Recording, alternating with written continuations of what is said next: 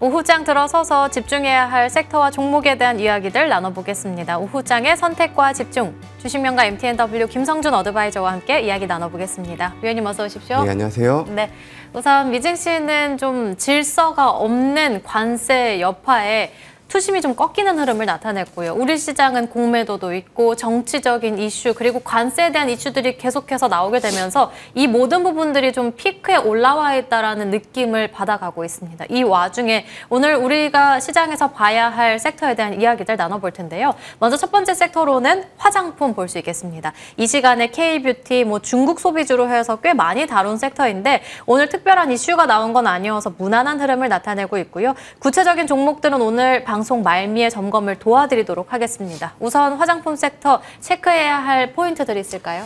예, 사실 화면에서 중국 관련해서 얘기들을 많이 하셨습니다만 사실 최근에 중국은 여전히 경기 부양을 하고는 있습니다만은 상대적으로 그렇게 크게 올라오지는 않고 있고요. 물론 하반기 경에는 조금 회복이 될 것이다라는 기대감은 있는 상황이고요. 사실 이제 K뷰티에 가장 최근에 크게 부각됐었던 미국도 최근에 소비 부진 탓에 다소 조금 매출이 조금 감소하는 흐름이 나타나고 있는 부분들이긴 합니다만 역시 미국 역시도 하반기에는 회복을 기대를 하고 있는 부분들인데요. 현재는 미국과 중국의 빈틈에 오히려 최근에 유럽이라든지 중동, 아시아 지역을 중심으로 해서 여전히 고성장세를 좀 보여주고 있는 부분들이고요.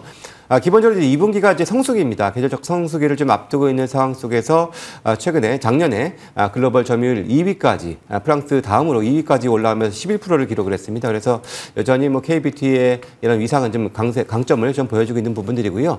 또 저희 다음 주 화요일이 이제 4월 1일 이제 수출입 데이터가 나오는 또 날이기도 합니다. 그래서 그런 이제 수출에 대한 데이터에 대한 기대감들까지도 더해지고 있고 무엇보다도 작년에 실적이 좀 부진한 탓에 주가가 좀 많이 좀 조정을 받은 그런 부분들이어서 상대적으로 좀 큰 폭의 감소도 아닌 작은 감소에 큰 조정을 받았기 때문에 가격적인 부담도 좀 많이 좀 덜었다라는 차원에서 어찌 보면 최근에 이 약세장 분위기 속에서 나름의 좀 선방하는 그런 섹터로서 화장품이 가장 좀 눈에 띄지 않나라고 말씀을 드리겠습니다. 네, 그렇다면 같이 묶어서 엔터주도 함께 보도록 하겠습니다. 한국 기업이 이제 정말 기지개를 펼 수 있는 건지 중국의 한한령 해제에 대한 가능성 떠오르면서 관련주들 올라오고 있습니다. 특히나 펜 엔터테인먼트의 경우에는 요즘 정말 핫한 드라마이기도 한데 폭삭 소가수다의 이 제작사이기도 합니다. 엔터는 그리고 또 관세 무풍지기도 하기 때문에 관련한 종목들이 계속해서 각광을 받아가고 있는데 그렇다면 이제 불꽃의 초입인 건지 아니면 불꽃에 다다른 건지 궁금합니다. 저는 제가 항상 이제 엔터테인먼트는 약간 좀 시장과 좀 반대되는 최근에 지금 그런 경향성을 보여주고 있다라고 말씀을 드려왔었는데요. 그걸 반대로 보여진 말씀을 드리면 지수가 다시금 조금 더 반등을 크게 한다라는 그런 관점에서는 오히려 또 소외가 될 수 있다는 점들도 항상 좀 참고를 하시면서 보셔야 될 것 같고요. 물론 올 한 해 실적은 대부분 다 좋습니다. 최근에 실적 때문에 주가가 부진했었던 JYP 엔터조차도 사실 2023년 대비 순이익은 오히려 올해가 더 개선될 수 있을 그럴 정도의 실적에 대한 기대치는 다 가지고 있는 것이 바로 엔터사들의 주요한 특징이라고 할 수가 있겠고요. 특히 중국과 관련된 부분에 있어서 다른 어떠한 섹터보다도 가장 이익 성장률이 좋아질 수 있는 그런 부분으로 볼 수가 있고 한한령이 일부만이 좀 완화가 되더라도 충분히 이익이 작년 대비 20% 혹은 그 이상도 개선될 수 있을 그런 모멘텀을 가지고 있는 것은 분명한 사실이기 때문에 그러한 차원에서 오히려 향해나 지수가 반등 시 소외가 된다 하더라도 저는 그렇게 깊은 눌림목보다도 다시 또 재반등할 수 있는 올 한 해 그래도 계속해서 좀 주목을 해봐야 될 섹터로 좀 말씀을 좀 드릴 수가 있겠습니다. 네, 그럼 마지막으로는 변압기 섹터로 넘어가 볼게요. 좀 안 좋은 이슈들이 계속해서 혼재가 되고 있습니다. 마이크로소프트의 프로젝트 중단 소식도 있고 중국의 알리바바 데이터 센터 건설 버블을 언급하기도 했는데 전력기기 관련주들의 약세가 나오고 있습니다. 그렇다면 더 깊게 조정이 나올지 아니면 이럴 때가 우리가 장기적인 모멘텀으로 봤을 때는 기회라고 보시는지 궁금합니다. 예, 사실 변압기 같은 경우에도 올 연초부터 작년 하반기부터 이 반도체 데이터 센터 향 이런 또 수주 기대감에 상당히 더 추가적인 강세를 보인 것 또한 사실이긴 합니다만은 사실 뭐 이 변압기가 뭐 다 그쪽 데이터 센터 향만 있는 건 아닙니다. 기본적으로 최근에 있었던 2월 달에 변압기 수출을 보더라도 전년 동기도 한 13% 늘어났고요. 전월 대비도 25% 증가하는 여전히 수출이 호조가 지속이 되고 있는 부분들이라고 할 수가 있겠고요. 특히나 이 변압기를 70%가량을 수입에 의존하는 미국이 요즘에도 뭐 며칠 전에도 현대차가 31조 대규모 투자 발표를 하기도 했었습니다만은 이 데이터 센터 이외에도 여러 가지 이런 각종의 이런 공장들을 미국으로 지금 불러들이는 그런 정책들을 계속 펼치고 있습니다. 그러다 보니까 관련해서 뭐 수주는 꾸준하게 좀 늘어날 수밖에 없는 그런 환경이 분명하고요. 물론 이미 3년치 이상의 일감을 갖고 있는 회사들 많이 있고 대부분의 계약이 또 장기 계약으로 많이 지금 형성이 되어 있는 부분들입니다. 이런 부분들이었기 때문에 제가 사실 그 전에 최근에 특히 현대일렉트릭 기준으로는 지수 45만 원대는 이제 PR이 상당히 부담스럽게 했었는데요. 최근 주가 조정을 통해서 이제 10배 중반, 중초 한 17배 정도까지 좀 밀려왔습니다. 그렇다면은 이게 단순하게 그냥 반도체와 다 개를 같이 해서 조정을 계속해서 보여야 되느냐라고 본다면 그건 아니라고 보여져서요.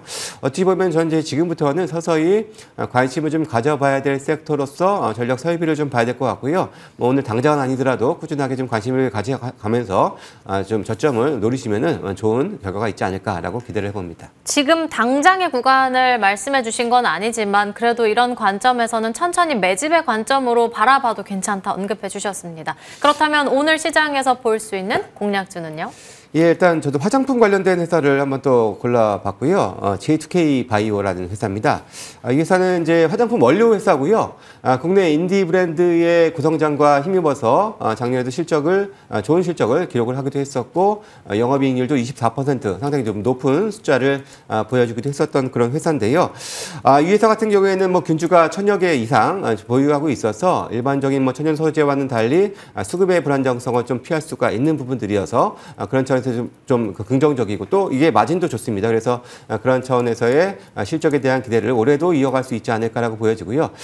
매출의 30%가량을 차지하고 있는 코스알엑스가 작년에 상당히 고성장을 했습니다만 최근에 좀 부진하기도 했습니다. 하지만 2분기 신제품 출시를 좀 기대하고 있는 부분들이기 때문에 거기와 연결된 기대감들도 한번 해볼 수가 있겠고요.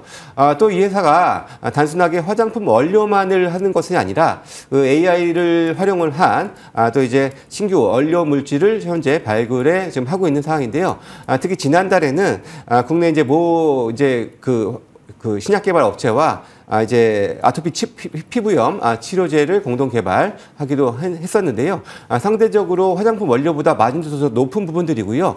이게 단순 화장품을 넘어서 이런 AI를 활용한 플랫폼을 통해서 뭐 식품이라든지 여러 가지 이런 원료로서도 좀 확장을 시킬 수 있는 그런 부분들도 있기 때문에 그런 차원에서 뭐 관심을 뭐 가져보면 좋을 것 같습니다. 네, 그렇다면 지금은 12,200원 선 지나가고 있는데 가격 전략은 어떻게 세워볼까요? 예, 일단 뭐 1차적으로 지금 최근에 한번 크게 부각이 됐었던, 물론 뉴스와 함께 부각이 됐기도 했었습니다만은 대략 한 16,000원 정도를 1차적인 타겟팅 가격으로 말씀을 좀 드리도록 하겠고요.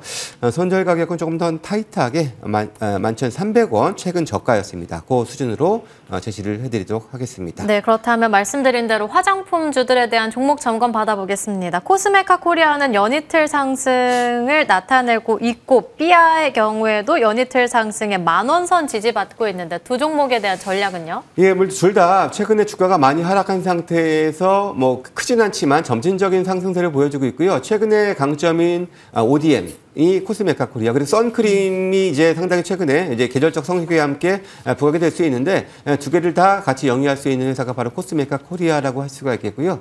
이제 아직까지는 본격적인 고점 돌파는 시도를 하지 못하고 있습니다만은 저점을 높여가고 있는 부분들이 꾸준하게 전개가 되고 있는 만큼 조만간 이 고점을 좀 돌파하는 시도도 나오지 않겠느냐라고 기대를 한번 해볼 수 있는 차트의 움직임입니다. 네, 그렇다면 삐아는요? 예, 삐아도 비슷합니다. 사실 작년 하반기부터 이제 기존의 삐아 모델 이외에도 다른 신규 모델의 지금 매출이 일본을 중심으로 크게 늘어나고 있었던 부분들이기 때문에 이번 1분기 실적에 대한 기대를 해본다라고 제가 언급을 드렸던 부분들이고요. 마찬가지로 저점은 높여가고 있는데 아직까지 최근에 이제 그 11,000원 부근에 그런 고점을 돌파는 하지 못하고 있습니다만은 코스메카 코리아와 비슷한 주가 차트의 움직임이거든요. 다시 한 번의 고점 돌파를 시도를 해갈 수 있는 그런 기대를 갖고 있는 그런 회사로 말씀을 드리겠습니다. 네, 그리고 오늘도 또 무료 공개 방송 준비해 주셨죠? 예, 그렇습니다. 최근 뭐 시장이 많이 좀 혼란스럽습니다. 뭐 관세도 있고 또 이제 공매도를 앞두고 있는 상황인데요. 제가 계속해서 이제 공매도를 앞두고 오히려 저는 긍정적인 측면으로 보는 그런 회사들을 지금 계속해서 언급을 해드리고 있는데요. 일단 그런 것들을 미리미리 준비를 해둬야 다음 주에 대응이 조금 더 용이하지 않겠나라고 생각이 들고요. 그런 것들 제가 미리 팁을 드리니까 오늘 많은 참여 2시 반입니다. 많은 참여 부탁드리겠습니다. 다음 주를 미리 준비하는 관점이기 때문에 오늘 무료 공개 방송이 굉장히 중요할 것 같습니다. 2시 반부터 시작되니까 참고하시길 바라겠습니다. 지금까지 김성준 어드바이저와 함께 이야기 나눠봤습니다. 오늘 말씀 감사합니다. 감사합니다. 네, 터닝포인트 11도 여기서 마치도록 하겠습니다. 시청해주신 여러분 고맙습니다.